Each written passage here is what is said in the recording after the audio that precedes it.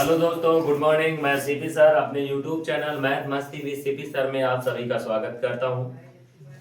आइए हम देखते हैं नेक्स्ट क्वेश्चन। एक्सरसाइज है हमारा 5.2।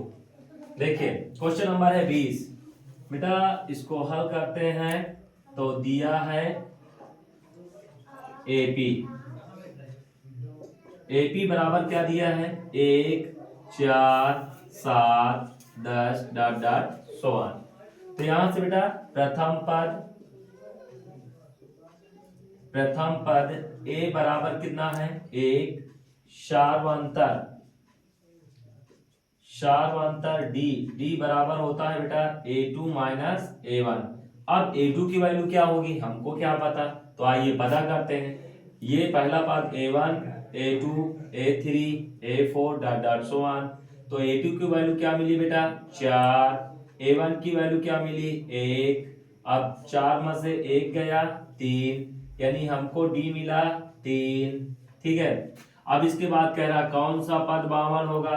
हम मान लेते हैं यनवा पद 52 होगा। ठीक है, ये हमारा हो गया यनवा पद क्या होगा?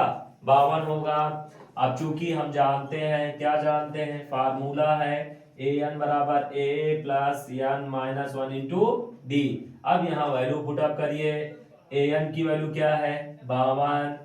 ए का मान क्या है? 1 प्लस एन का मान पता नहीं।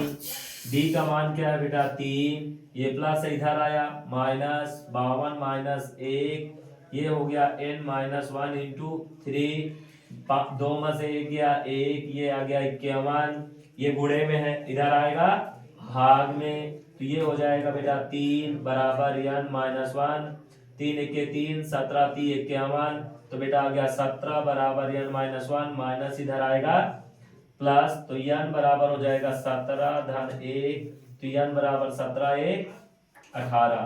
तो पदों की संख्या कितना हुई? 18। चलिए नेक्स्ट क्वेश्चन समझते हैं।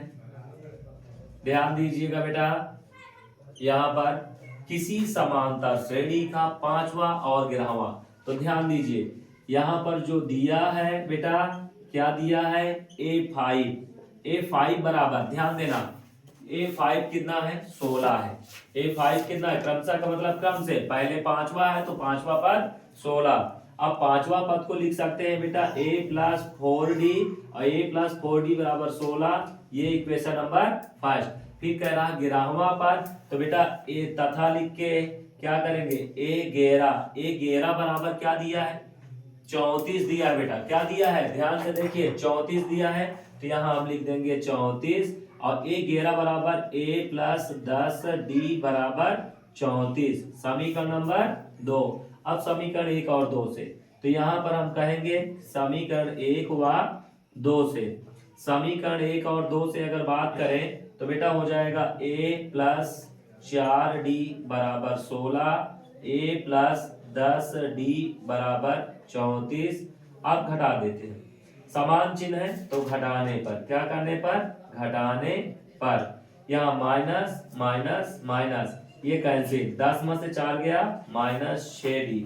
14 में से 6 गया 8। 2 में से 1 गया 1, माइनस 18।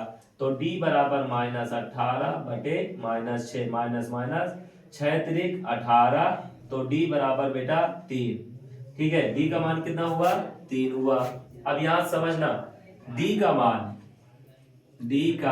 मान समीकरण 1 में रखने पर, ठीक है, 1 में रखने पर 1 में रख देंगे। 1 हमारा ये है, तो A प्लस 4 गुणे D का मान कितना है? 3 बराबर 16।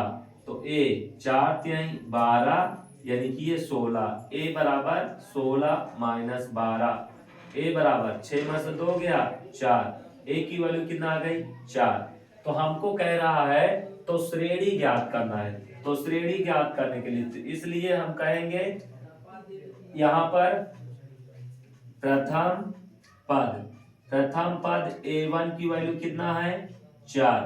आप देखिए यहां से द्वितीय पद A2 बराबर A प्लस D। A का मान कितना? 4। D का मान कितना? 3। 4 3 7। इसी तरह बेटा तृतीय पद तृतीय पद यानी कि A3, ध्यान देना, तृतीय पद A3 बराबर A प्लस 2D। अब A की वैल्यू कितना 4, 2 है 2, D का मान कितना बेटा 3, तो यहाँ से 3, तो यहाँ से बेटा 4 प्लस 3 दूनी 6, 6 4 10। अब इसी तरह चतुर्थ पद, चतुर्थ पद, ठीक है, A4 बराबर A प्लस 3D। A की वैल्यू कितना 4 प्लस 3 इंटू 3। अब 4 प्लस 4 3 त्रिक का 9, 9 4 13। अतः श्रेणी, जो श्रेणी होगा वो बेटा क्या होगा 4, ध्यान देना, 4 7 और क्या 10 और फिर क्या 13, डॉट डॉट सो ऑन। यदि वीडियो पसंद आए तो लाइक एंड सब्सक्राइब जरूर करें और लाइक बटन को दबाएं। Thank you.